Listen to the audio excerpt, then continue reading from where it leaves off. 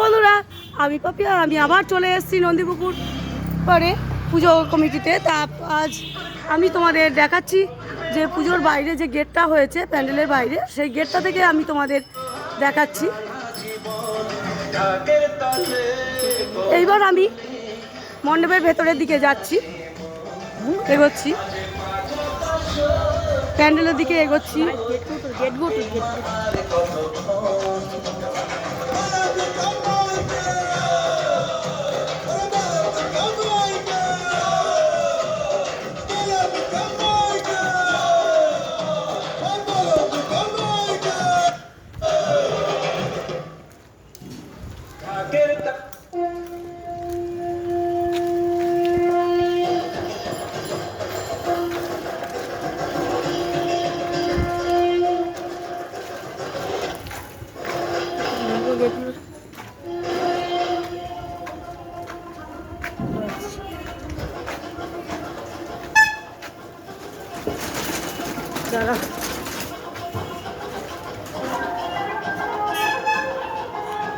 ওটা টোটো আসছে, চ।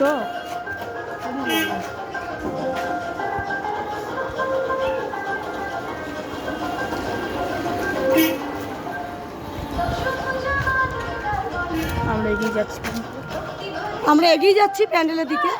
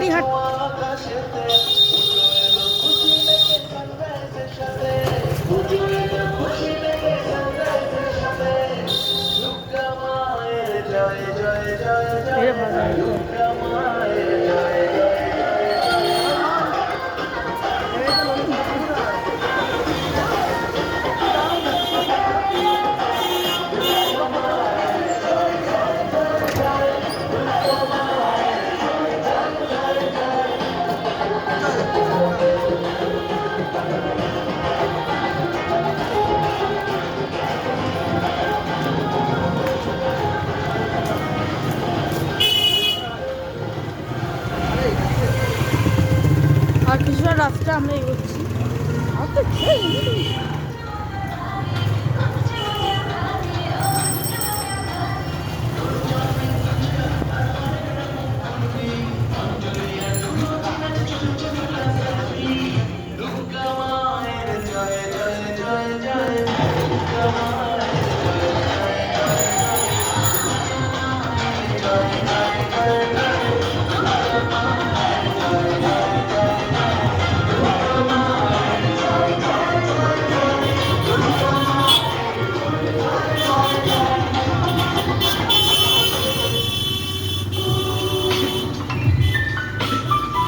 প্যান্ডেল এখানকে আমরা দেখতে পাচ্ছি দূর থেকে।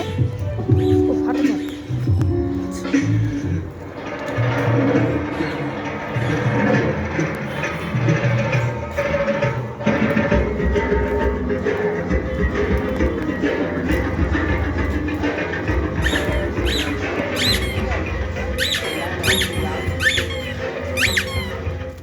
মন্দিরটা কি ভালো সাজিয়েছে। এখানে মন্দির আর দেখতে পাচ্ছি একটা কালী মন্দির রয়েছে, কালীতলা মন্দির। মন্দিরটা ওরা আলোকসজ্জায় ভরিয়ে দিয়েছে।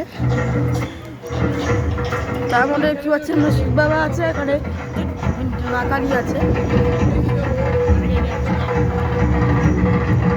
এই যে আসল প্যান্ডেল, যে মণ্ডপে আমরা কি ঢোকার চেষ্টা করছি এখানে।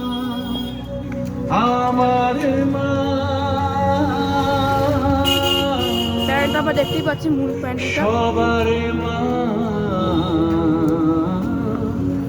দুর্গা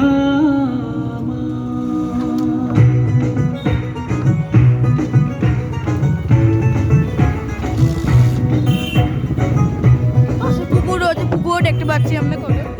এখানে কিন্তু এখানটা খুব দারুণ দেখতে লাগছে।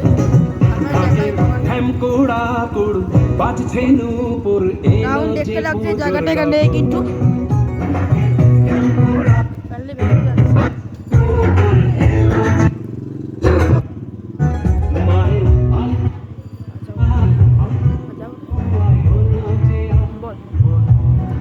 এবার আমরা চলে এসেছি মণ্ডপের ভেতরে।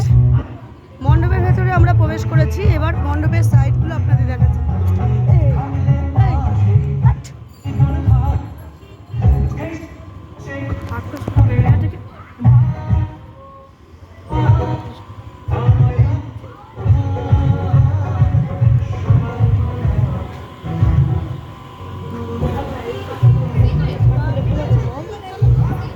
আমরা দেখতে পাচ্ছি মণ্ডপের ভেতরে খুব অসাধারণভাবে সাজিয়েছে, সব চারিদিকে পাখা আর কুলো দিয়ে ডেকোরেশন করেছে।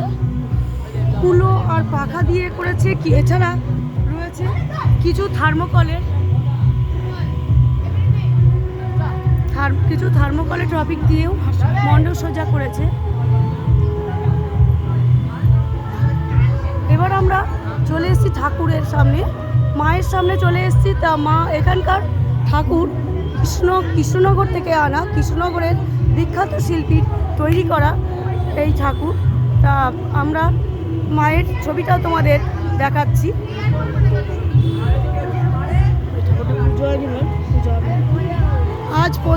আজ পঞ্চমী, আজ মহাপঞ্চমী, আজ মায়ের এখনো পুজো হয়নি, কিন্তু কাল থেকে পুজো শুরু হবে। তা আজ আমি তোমাদের মাকে দেখাচ্ছি। বলে এই ঠাকুরটা পুজো হবে।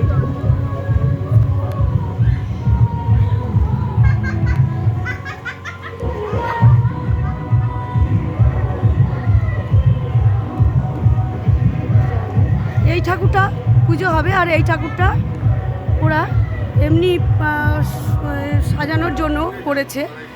আর আমরা সবাই জানি কৃষ্ণনগরের মাটির পুতুল ও ঠাকুর বিখ্যাত।